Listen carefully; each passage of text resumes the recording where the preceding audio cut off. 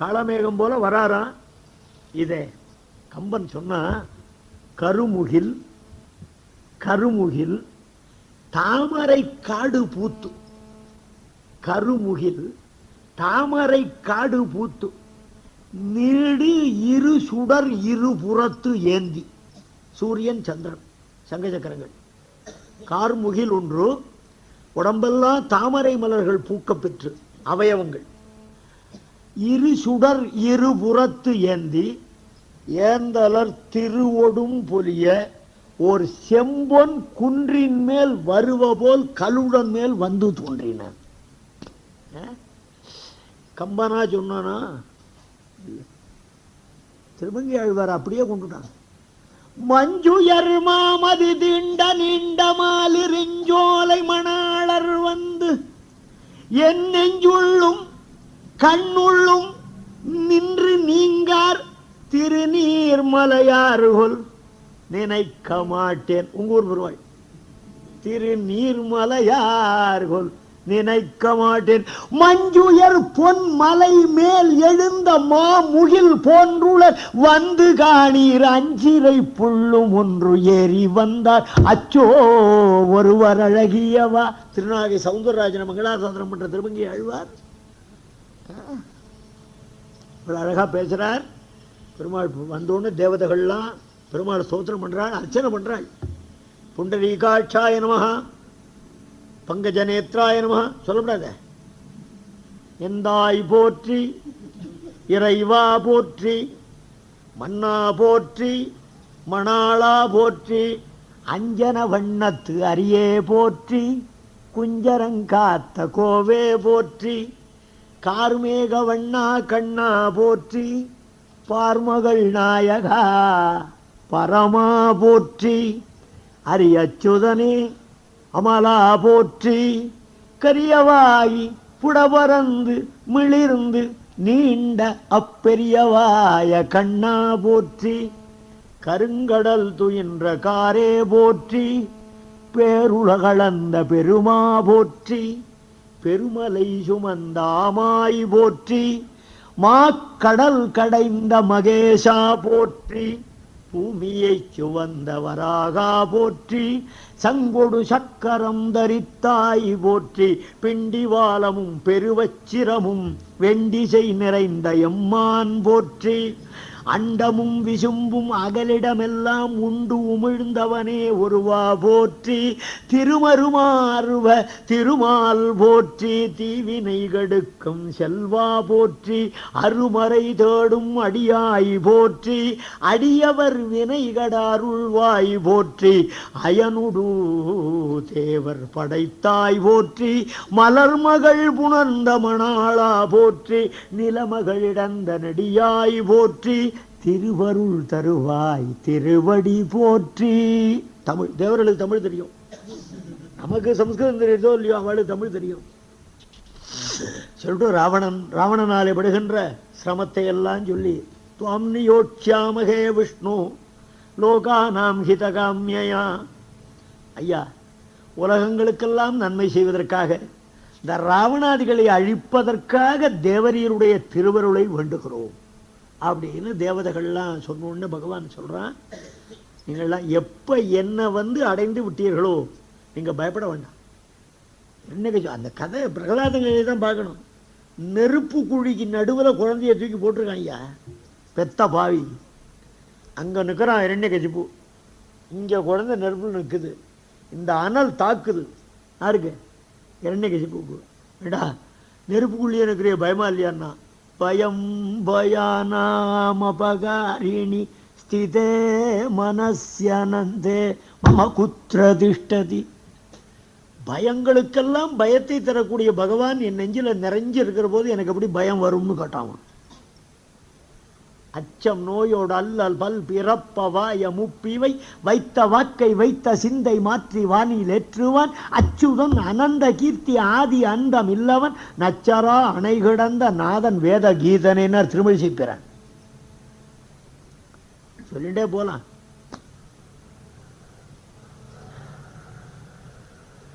உத்தர நட்சத்திரம் பிராட்டி நட்சத்திரம். அன்னைக்கு தான் ராமன் பிறக்கணும். இன்னைக்கு நாளைக்கு தான். இன்னைக்கு பிறக்க மாட்டான். அதுக்கு வகுத்த நேரம் வர வேண்டாம் ஐயா. உங்களுக்கு பட்டாபிஷேகம் பண்ணா தான் சம்பாவனை திருவள். 15 நாள் பட்டாபிஷேகம், அதுல சந்தேகமே இல்லை. எதை விடுறது எதை சொல்றது? நான் ரொம்ப வாய் பெருகினவன். கவலைப்படாதங்கோ அப்படின்னு சொல்லிட்டு அங்கதான் ரொம்ப ரொம்ப என்ன சொன்னார். தத பத்மபலா சாட்சா கிருத்வாத்மானம் சதுர்விதம் பிதரம் ரோச்சயாமாச ததா தசரதம் நிருப்பம். பூமியிலே தன்னை 4 பங்கா வகுத்து கொண்டு 6 வீட்டில் பிறக்கிறதுன்னு பார்த்தா தசரதன் திருமாளிகையிலே பெருமாள் பிறப்பதாக சங்கல்பம் பண்ணி விட்டார்னா. ஏன் எத்தனையோ பேர் இருக்குச்சே பிதரம் ரோச்சயாமாசன்னா. முன்னாடியே சொன்னேன், அர்ச்சாவதாரம். பகவானுக்கு 5 நிலை உண்டு. வைகுண்டத்தில் இருப்பது பரத்துவம், க்ஷீராப்தியில் இருக்கிறது வியூகம், நமக்குள்ள இருக்கானே அந்தர்யாமி. ராமன் கிருஷ்ணன் இப்படி வந்துட்டு போனானே அது விபவம். நம்ம இதை நாளையும் செவிக்க முடியுமா? வைகுண்டம் நம்பிக்கைக்கே வழி இல்லை. திருப்பார்கடல் இங்கே தான் இருக்கு, எங்கன்னு தெரியாது. அந்தர்யாமி மனசே இல்லை. ராமகிருஷ்ணாதி அவதாரங்களை நம்ம பிறக்கல. அப்போ பிறந்திருந்தோம்னா நம்ம இப்போ இருந்திருக்க மாட்டோம். நம்ம இப்போ இருக்கோமோ அப்போ பிறக்கலன்னு அர்த்தம் இல்லையா? நமக்கு சேவிக்கக்கூடியது இப்போ இருக்கிற அர்ச்சாமூர்த்தி தான்.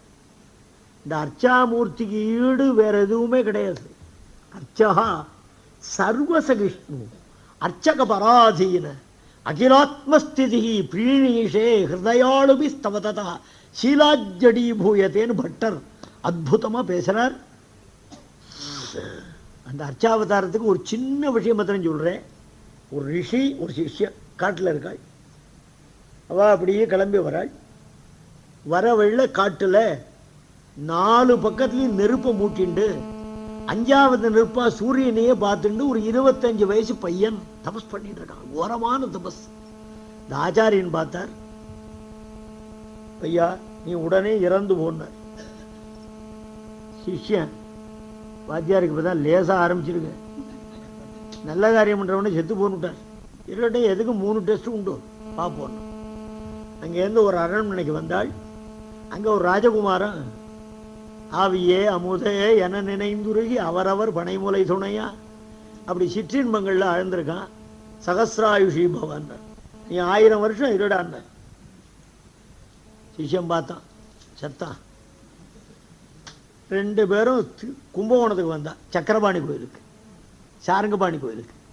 அர்ச்சகர் கைவிளக்கேற்றி பெருமாள் பாதத்திலேருந்து திருமுடி வரைக்கும் சேவை பண்ணிச்சு. ஆறாவமுதே அடியேன் உடலம் நின்பால் அன்பாயே நீராய் அலைந்து கரைந்து உருக்குகின்ற நெடுமாலே சீரார் சென்னல் கவரி வீசும் செழுநீர் திருக்குடந்தை ஏறார் கோலம் திகழக் கிடந்தாய் கண்டேன் அம்மானே. ஆழ்வார் கதர்றார். அதெல்லாம் வியாக்கியானம் பண்ண முடியாது. இப்போ சேவை பண்ணி வச்சார். சேவை எல்லாம் ஆனோன்னு இந்த ரிஷி என்ன பண்ணிட்டு, அர்ச்சகரே நீ இருந்தாலும் இரும் போனாலும் போகணும். 2 பேரும் கோயிலுக்கு வெளியில் வந்தா. இந்த சிஷ்யம் மடி செஞ்சு மூட்டை வச்சிருந்தான். மடி செஞ்சு என்ன தெரியுமா? கம்பளி பைய தீட்டுக்கு, அதுக்குள்ள விழுப்பு வட்டி வச்சிருப்பான். இந்த வைஷ்ணவ வைத்தியம்லாம் ரொம்ப நம்பவும் முடியாது. நானும் வைஷ்ணவன் தான். இந்த பைய கீழே வச்சான், சேவிச்சான். இனி நீர் நமக்கு குருவும் அல்லன், நான் உமக்கு சீடனும் அல்லன். ஏண்டான்னா உமக்கு வந்திருக்கிற வியாதின்னு. ஏண்டா எனக்கு என்னடா வியாதி? இல்லை என்னடா சொல்ற, ஒட்டிக்குமோன்னு பயமா இருக்குன்னா. என்ன வியாதின்னு? அந்த பாரு காட்டில் தபஸ் பண்ணியிருந்தான், நல்ல காரியம் பண்ணியிருந்தான், அவனை செத்து போனீர். இவன் சிற்றின்ப கேளிக்கையில் நடத்தியிருந்தான் ராஜகுமாரன், அவனை வாழ்ந்து போனீர். அர்ச்சகனர் மதில் மேல் பூனையா விட்டு என்னன்னா, அட முட்டா போயில, இதை புரிஞ்சுக்கலையா நீ? இந்த பஞ்சாக்னி தபஸ் பண்றான் பர்றா, அவன் இன்னும் வாயுசோட இருந்தான்னா உடம்ப வாட்டி வருந்துவான்டா. இப்ப போனா சொர்க்கத்துல கொஞ்சம் சுகத்தை அனுபவிக்கட்டுமேனு போச்சேன்டா. ஓஹோ ராஜகுமாரா, அவன் என்னைக்கு போனாலும் நரகம் தான்டா, இருக்கிற வரைக்கும் இங்க கொஞ்சம் சுகத்தை அனுபவிச்சுட்டு போகட்டுமேங்கிற கருணையில சொன்னேன். அது சரி, அந்த அர்ச்சகர் அவர் இங்கே இருந்தா 6ஆவது முதனுக்கு கைங்கரியம் பண்ண போறார். அங்க போனா வைகுண்டநாதர் கைங்கரியம் பண்ண போறார். எங்க இருந்தா என்ன? தேசிகன் நான் ஒன்னே ஒரு சொல்லிட்டு நிறுத்திடுவேன். அமலநாதிபரான்னு திருப்பாழ்வார் பெரிய ஸ்ரீரங்கத்து பெருமாள் பேர்ல பாடினார். அதுல கடைசியில என் அமுதினை கண்ட கண்கள் மற்றொன்றினை காணாவேன்னர். அமுதம்னர் திருவரங்கத்தம் பெருமானே. பின்னாலே நம்மாழ்வார் திருக்குடந்தை எம்பெருமான் மேல ஆசை ஜாஸ்தி அவருக்கு. அமுதம்ங்கிற சொல்லு தான் உயர்ந்தது. அதை பெரிய பெருமாளுக்கு திருப்பாணாழ்வார் பயன்படுத்தி கொடுத்தனாலே நம்மாழ்வார் அதை விட கொஞ்சம் வசதியாக சொல்லணும்னா ஆறாவ அமுது என்னார். ஆறாவ அமுதுன்னா சூடான அமுதம்னு அர்த்தம் இல்லை. எவ்வளவு தின்னாலும் போரும்னு திருப்தி வராது. இந்த இப்போ கேசரி கொடுக்க போறாள் அது மாதிரி ஆறாவ அமுதம் அது. ஆறாவ அமுதேன்னார். பின்னால தேசிகன் பிறந்தார். நம்மாழ்வார் திருக்குடந்த பெருமாள் ரெண்டு பேரையும் பார்த்தார். ஸ்ரீரங்கம் அமலநாதபுரம் ரெண்டையும் சேவிச்சார். திருப்பாணாழ்வார் பட்சம்தான் நின்னார். அவர் அமுதம்னார், இவர் ஆறாவ அமுதம்னார். தேசிகன் ஆறாத அருளமுதம் பொதிந்த கோவில். அமுதம் ஆறாத அமுதம், ஆறாத அருளமுதம்னார். சிறுவரங்கம்தான் உண்டார். அந்த பட்சத்தில் நின்னார். அந்த அர்ச்சாவதாரத்தில் எம்பெருமானுக்கு இருந்த பாரிப்புனாலே இங்கு புறப்பதற்கு தசரதனை தகப்பனாக தேர்ந்தெடுத்தார். அதுக்கு இன்னும் சில பல காரணங்கள் உள.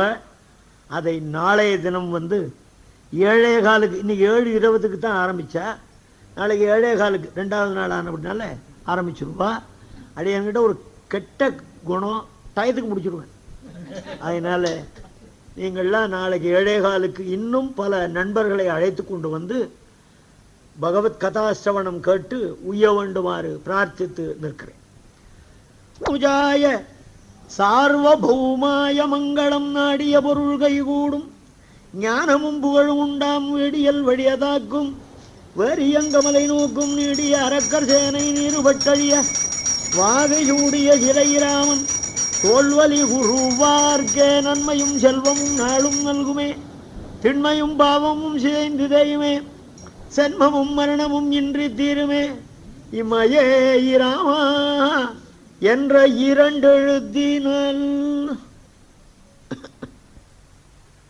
ஈராகவம் தசரதாத்மஜமப்ரமேயம் சீதாபதிம் ரகுகுலான்வய ரத்னதீபம் ஆஜானுபாகுமரவிந்ததலாயதாட்சம் ராமம் நிசாச்சர விநாசகரம் நமாமி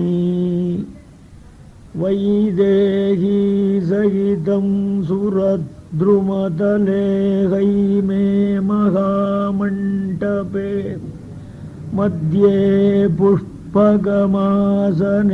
மணிமயே வீராசனே சுஸ்திதம் அக்ரே வாச்சயதி பிரபஞ்சனசுதே தத்வம் முனிப்யः பரம் வியாக்கியாந்தம் பரதாதிபிः பரிவ்ருதம் ராமம் பஜே ஸ்யாமளம் அஞ்சனானந்தனம் வீரம் ஜானகி சோகநாசனம் கபீஷமக்ஷஹந்தாரம் வந்தே லங்காபயங்கரம் தர்மாத்மா சத்யசந்தஸ்ச ராமோ தாசரதிர்யதி பௌருஷே ச பிரதித்வந்த்வஹ சரைனம் ஜெகிராவணிம் ஸ்ரீ சீதா லக்ஷ்மண பரத சத்ருக்ன ஹனுமத் சமேத ரகுநந்தன பரபிரம்மணே நமஹ.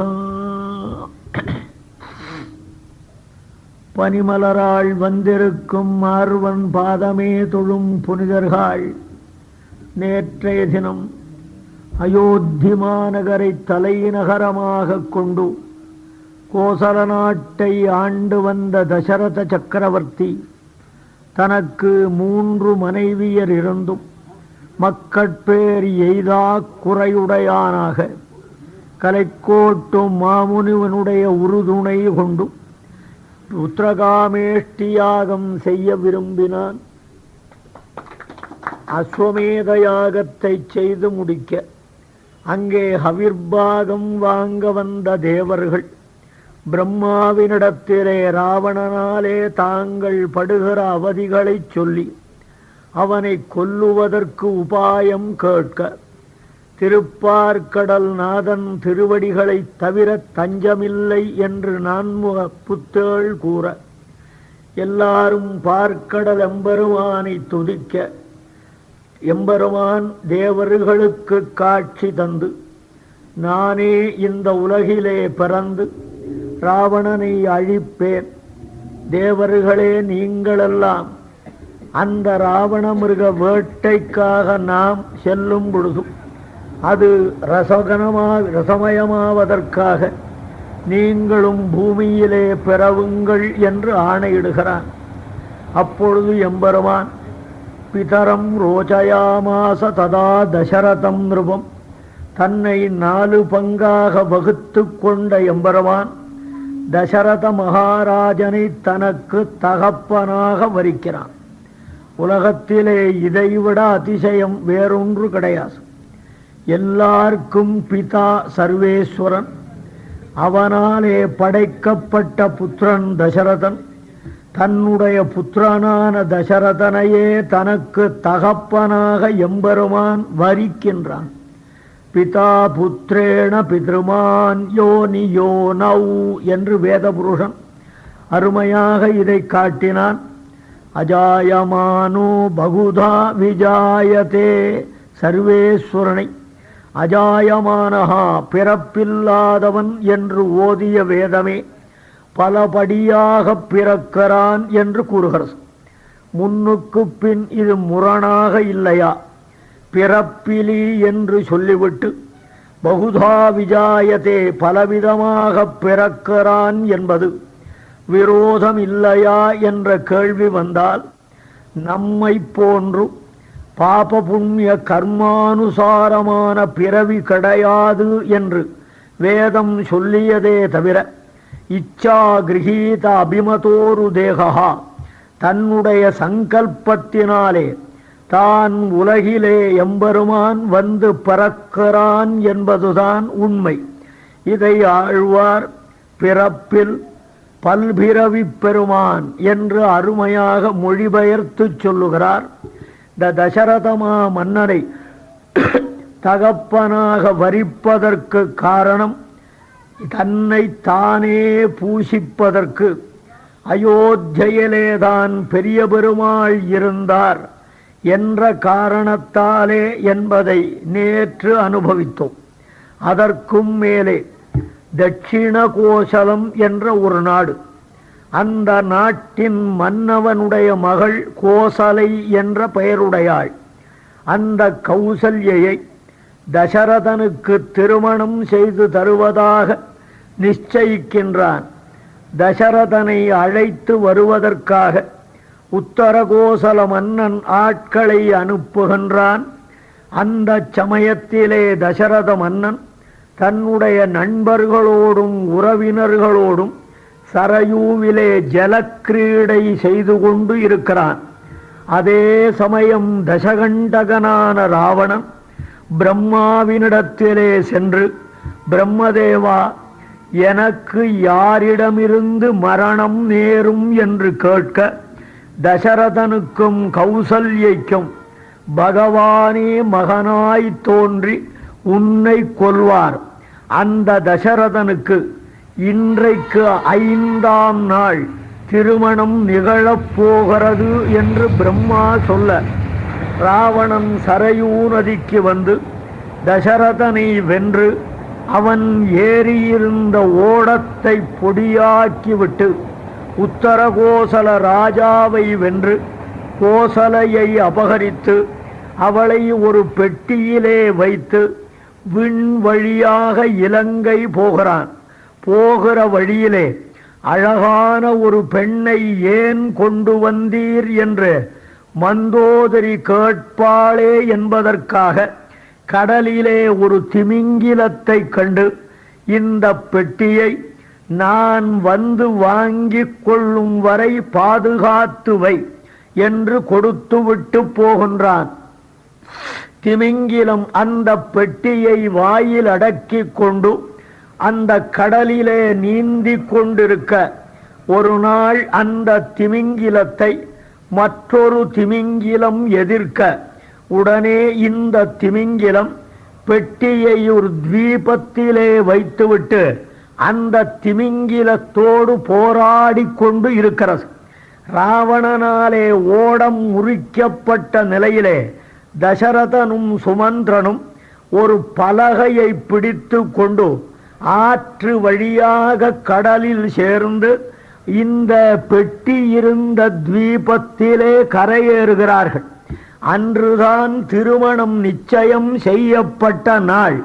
பெட்டியை திறந்து பார்க்க அதனுள்ளே அழகிய பெண்ணிருப்பதைக் கண்டு சுமந்திரனை சாட்சியாக்கி காந்தர்வ விவாகம் செய்து கொள்கிறான். மறுபடியும் மூவரும் பெட்டியினுள்ளேயே அமர்ந்து விடுகிறார்கள். ராவணன் பிரம்மாவிடம் செல்லுகிறான்.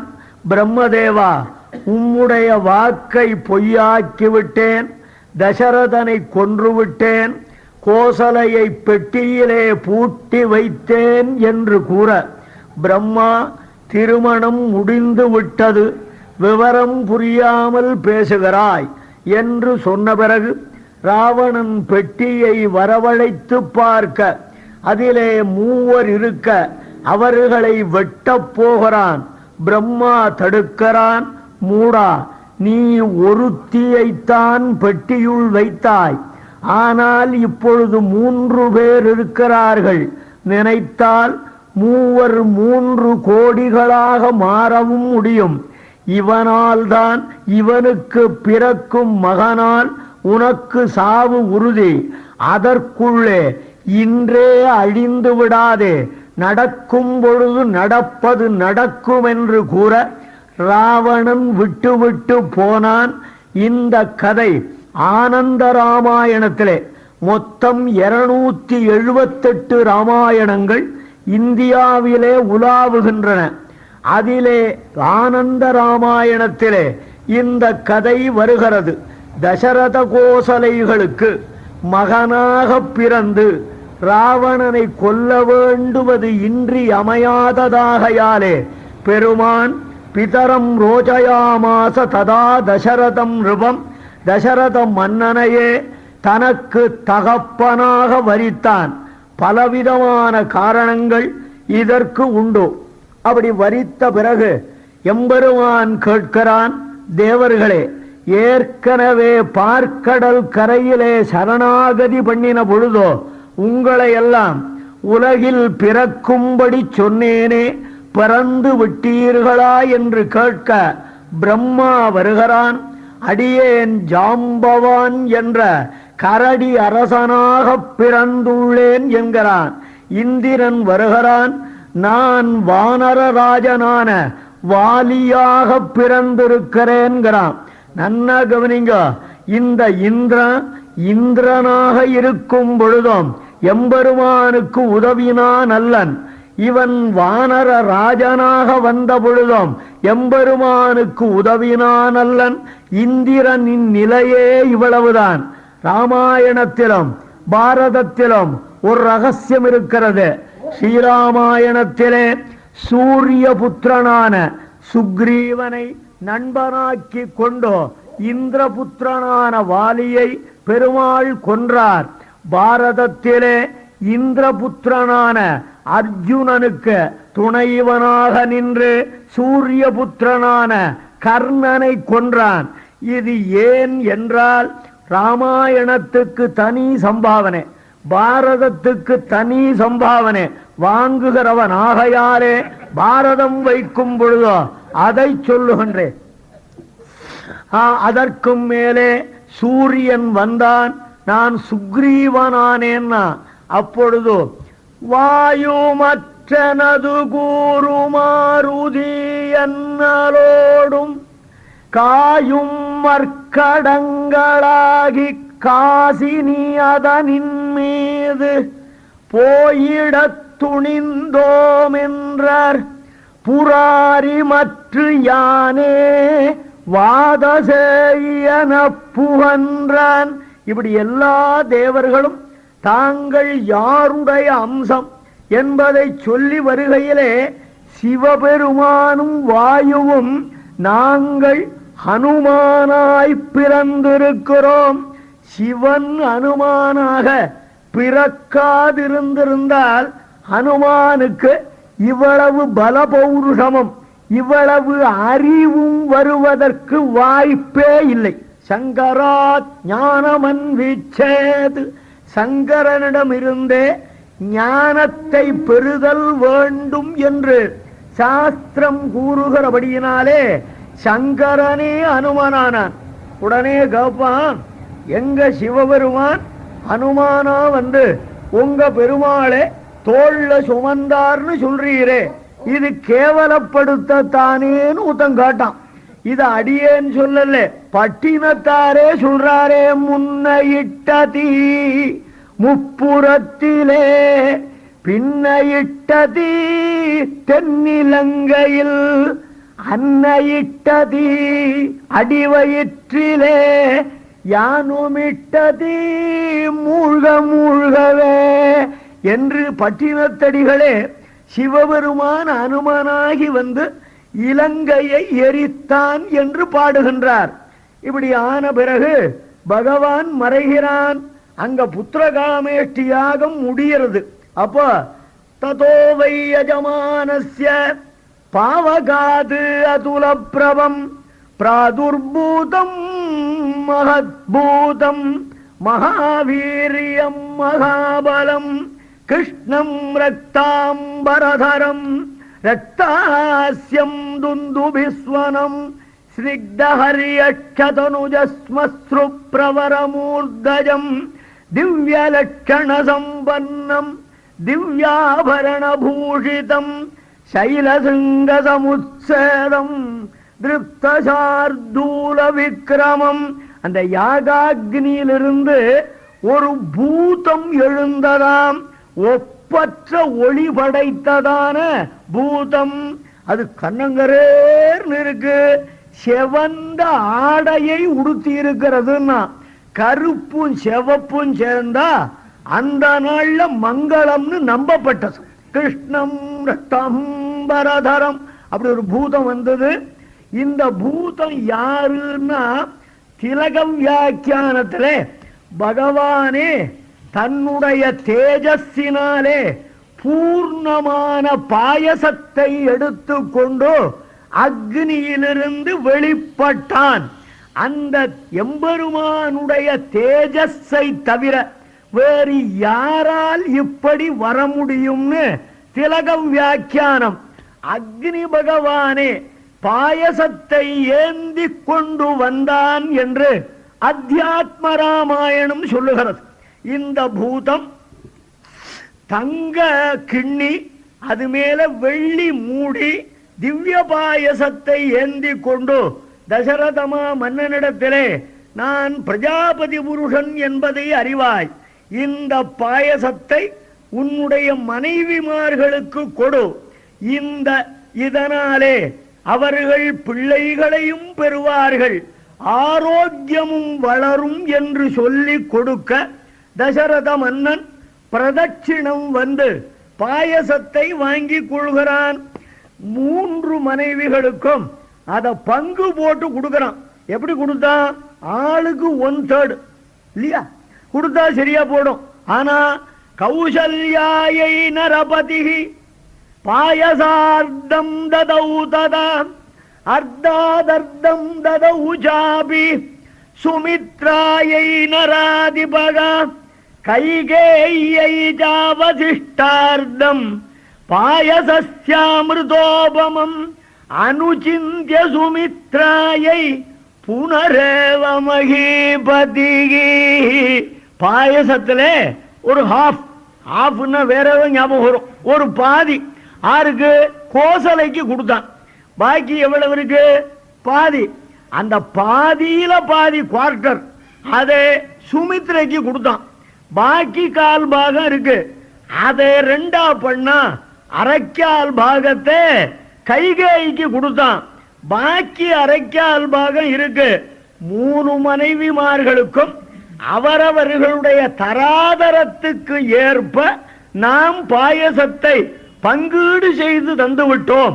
இன்னொரு அரைக்கா பங்கு இருக்கு. இதை என்ன பண்றது? நாமே சாப்பிடலாமா? அனுசிஞ்ச யோஜனை பண்றானா. நம்ம சாப்பிட்டு விபரீதமா ஏதான ஆயிட்டா என்ன பண்றதுன்னு சுமித்ரைக்கு 2ஆம் தடவை கொடுத்தான். இந்த இடத்துல ஏன் சுமித்ரைக்கு 2 தடவை கொடுத்தான்ங்கிறதுக்கு